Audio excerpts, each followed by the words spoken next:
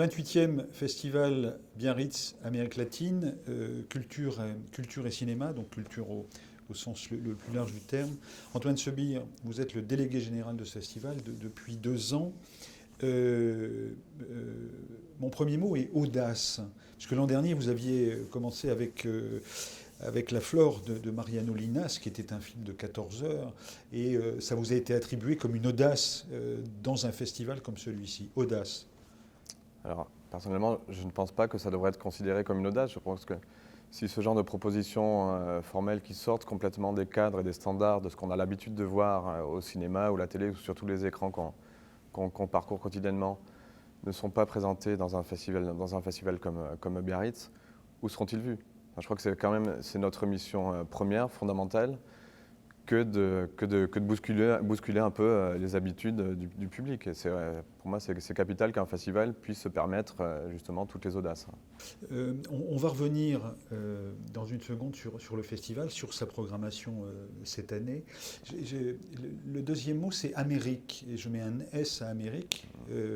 Vous avez été pendant 5 ans et 5 ans, je crois, ou à peu de choses près, et en latine, et sur celle du dessus. Et donc, j'aimerais avoir votre avis sur la manière dont vous les avez vus évoluer. Vous avez été dans les ambassades de France au service culturel et responsable de l'audiovisuel notamment. Et donc, comment est-ce que vous les voyez évoluer ces deux Amériques? Au nord, c'est Trump, au sud, c'est Bolsonaro, mais exception faite du Mexique, on est dans une droitisation des Amériques. Comment est-ce que vous les percevez aujourd'hui? On est dans une droitisation en effet de tout le continent et c'est une situation qui est assez préoccupante. Moi j'étais aux États-Unis à l'époque de la première élection d'Obama et c'était quand même un espoir assez phénoménal et unique dans l'histoire. C'était vraiment quelque chose de très fort, de très émouvant à vivre. J'étais en Colombie aussi à l'heure où le processus de paix commençait à s'installer et que l'espoir, un espoir gigantesque, pour s'emparer de toute la population.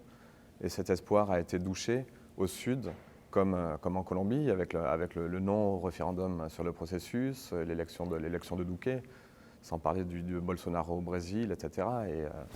Et Donald Trump, évidemment, aux États-Unis, qui vient quand même avec le premier président noir américain. C'est très inquiétant. Mais ce n'est pas désespérant, parce que c'est un continent qui a des ressources. Et aussi bien au nord qu'au sud, les États-Unis, c'est un pays d'une immense diversité. Les États-Unis, ce n'est pas un pays, c'est une multitude de pays. Et je crois qu'il y a des poches de résistance très fortes, y compris culturelles, qui sont en train de s'organiser du sud au nord du continent. Question maintenant au délégué général de ce festival. Quelle est la tonalité des films fiction, documentaires qui sont en compétition cette année ou qui sont présentés plus largement cette année? Je pense que si quelque chose se dégage, si on doit trouver un fil conducteur dans l'ensemble de la programmation, je dirais que c'est peut-être la jeunesse. C'est peut-être la jeunesse. On sait que l'Amérique latine, c'est un continent jeune. Le cinéma en Amérique latine, dans la plupart des pays, c'est aussi quelque chose qui est en train largement d'émerger, de fleurir. Et on voit apparaître toute une nouvelle génération de producteurs et de cinéastes qui justement renouvellent les approches esthétiques, thématiques, esthétiques des cinémas d'Amérique latine. On voit émerger le cinéma de genre, le fantastique qui commence à intéresser de plus en plus les jeunes cinéastes, le mélodrame. On a vraiment l'impression d'un éventail en train de s'ouvrir, alors qu'on a une vision un peu caricaturale des cinémas latino-américains comme des cinémas sociaux, politiques. Ça existe encore, cette ADN existe, mais on sent vraiment une immense ouverture à l'œuvre ces jours-ci. Exemple, choisissez 2 films. Parlez-nous de 2 films qui ont été présentés et qui sont présentés dans ce festival. Par exemple, 2 films qui illustrent parfaitement cette idée de la jeunesse. C'est Canción sin nombre, un premier film péruvien en noir et blanc d'une jeune réalisatrice qui s'appelle Melina León, qui a été un coup de cœur absolu à la première vue et qui est aussi une surprise assez phénoménale parce que c'est une réalisatrice dont on ignorait totalement l'existence, dont on n'avait pas vu les courts-métrages, qu'on avait fait très peu. Et soudain, un premier film en noir et blanc d'une maîtrise absolue et qui pourtant est pénétré, là, se sourdre une émotion extrêmement puissante. On va regarder un extrait. On est en 1988, c'est le Pérou, et c'est la disparition d'enfants au Pérou. Ça s'est aussi passé dans les guerres sales en Argentine, etc. Et ces enfants qui sont qui sont volés à leur mère. Et puis c'est également le Pérou du Sentier lumineux. Donc c'est le Pérou du terrorisme. Extrait, cette mère qui s'est fait voler son enfant arrive dans une salle de rédaction où elle espère qu'un journaliste pourra l'aider. Extrait.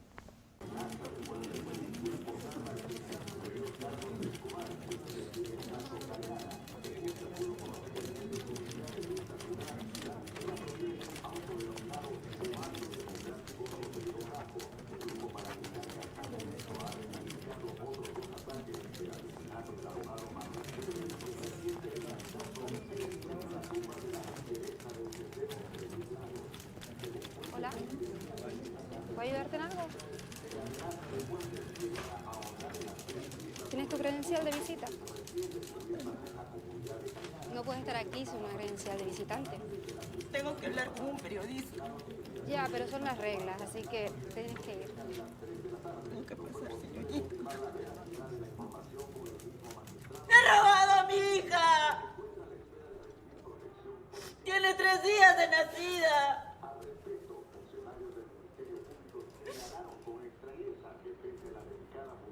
Tranquila, Marta, yo me encargo. Ven.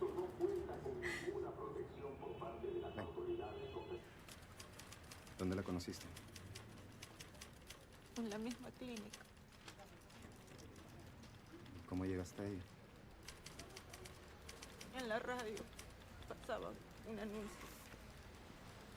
Si on revient un instant sur ce film, la proposition du noir et blanc, est-ce que ça a encore un sens aujourd'hui dans une société de l'immédiateté, dans une société du court-termisme, etc. Et comment est-ce que esthétiquement ça peut se justifier?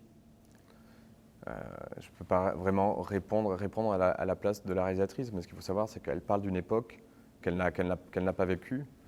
Le noir et blanc, je pense que ça contribue à inscrire le film dans une dimension presque mythologique d'une certaine partie, d'un certain point de vue. Et c'est aussi une façon, j'ai l'impression,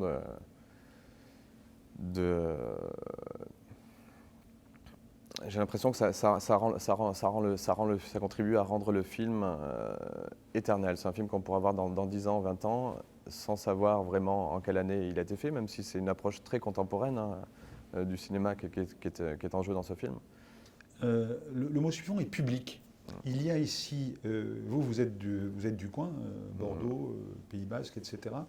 Et ici, il y a une spécificité du public qui ne se rencontre pas forcément dans les autres festivals. Est-ce que vous pourriez nous dire un mot de ce public qui est la plupart du temps hispanophone, donc qui joue dans les 2 langues, qui est extrêmement présent? Les salles sont pleines à 10h du matin, même si au mois d'octobre, on peut estimer que, mais peut-être vous allez me démentir, c'est une population relativement âgée. Quel est votre public aujourd'hui, à vous, délégué général de ce festival-là? Notre public, justement, il est extrêmement mélangé. Il y a beaucoup de biarros, de gens du coin, mais beaucoup de gens qui viennent d'un peu partout, hein, de toute la France. Et ce mélange, c'est aussi un mélange générationnel.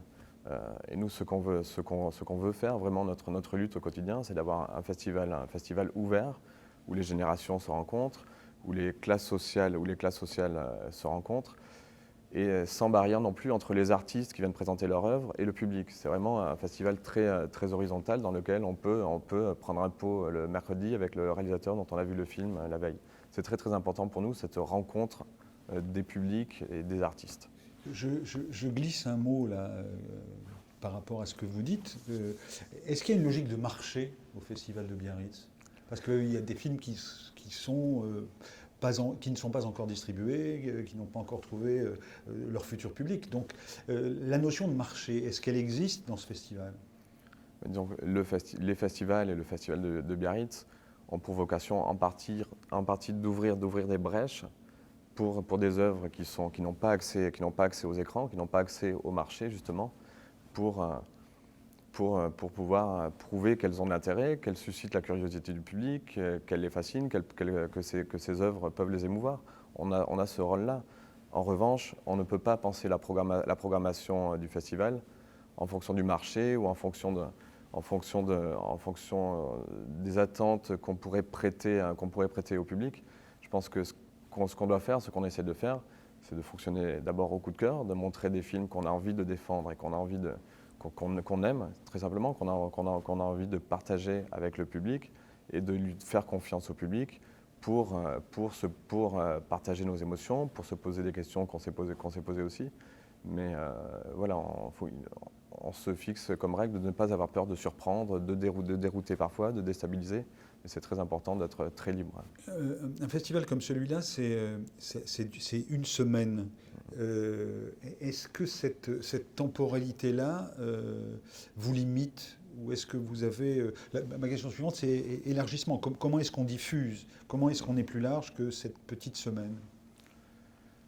Cette semaine nous limite, mais en même temps, je pense qu'un festival, c'est ça, c'est comme un film. C'est quelque chose qui a une durée, qui est restreinte, qui est extrêmement intense. Alors sûr, on pourrait avoir un jour ou deux de plus, mais je pense que le fait d'avoir toute une population concentrée en partage sur un événement pendant une semaine, c'est très important, justement, cette durée limitée.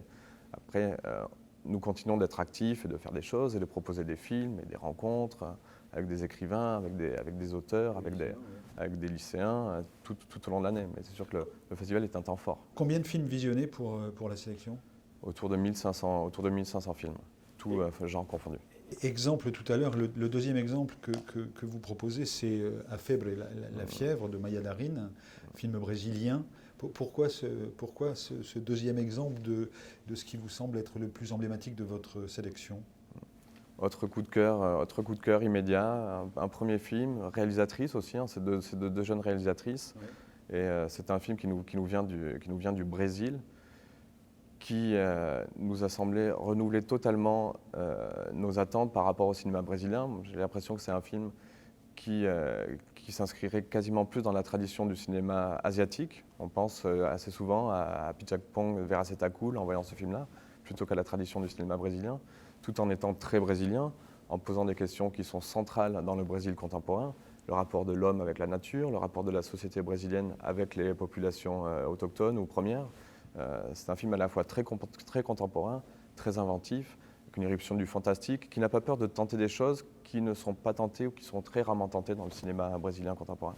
Oui, au Brésil, on le rappelle parce que c'est important, il y a la moitié de la population qui est noire ou métisse, hein, et ce qui structure, enfin ce qui a beaucoup de conséquences sur la manière dont fonctionne cette société. A Febre, extrait.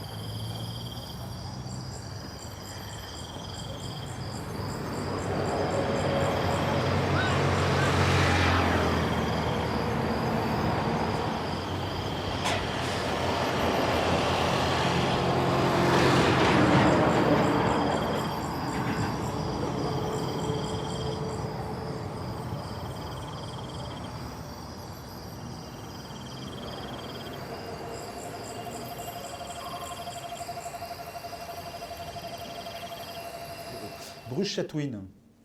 Parce que je vous cite dans l'édito que vous signez dans le programme de ce festival.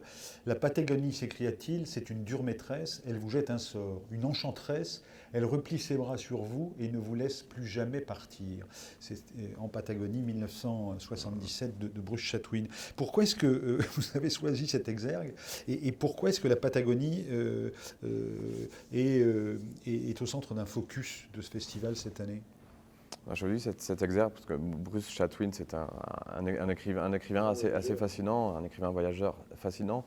Et son livre sur la Patagonie, qui est un récit de voyage, mais qui revient sur énormément de faits historiques, de mythes patagons, est absolument brillant. Et c'est justement ce qu'on a voulu interroger par le biais de ce focus. La Patagonie, on en parle à qui que ce soit, au Danemark, en France ou en Iran. Je pense que c'est un endroit, un espace qui éveille des images, qui éveille des fantasmes, qui parle tout de suite à l'imagination. Mais la Patagonie, c'est aussi un espace géographique. Des gens y vivent. C'est un espace qui est traversé par des problématiques politiques, sociales, environnementales, par la question des peuples autochtones, encore une fois, qui ont été massacrés au cours du 19e et du 20e siècle.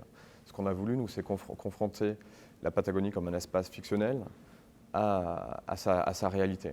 C'est vraiment cette confrontation entre le réel et l'imaginaire qui nous a semblé captivante en choisissant comme thème de notre focus la Patagonie. Le mot suivant est politique. Est-ce que ce festival est politique dans la mesure où dans tous les films qu'on voit, fiction ou documentaire, la question de la société, la question du rapport homme-femme, la question du désastre écologique actuel, et quelles que soient les années, elles sont toujours plus ou moins là. Au Brésil, on en parlait l'autre jour, et je regardais les chiffres au Brésil. Il y a 4 femmes qui meurent par jour depuis le début de cette année, par exemple. Et on en parlait justement à propos du film de Karim Eymouz. Donc, est-ce que votre festival a une dimension plus politique que d'autres festivals ? Moi, je trouve que par essence, promouvoir des formes d'expression qui sont minoritaires, qui sont peu vues, participer à la diversité d'expression, au dialogue entre des cultures qui sont séparées. Faire cette œuvre-là, pour moi, c'est déjà un travail politique. Alors ensuite, évidemment, les œuvres qu'on présente ont aussi très souvent une dimension politique, que ce soit frontalement ou pas. Mais évidemment, je pense que par nature et par essence, on fait un travail politique, au sens noble du terme. Dernière question, quel est votre mot de minuit ? Mon mot de minuit, ce serait abrazo.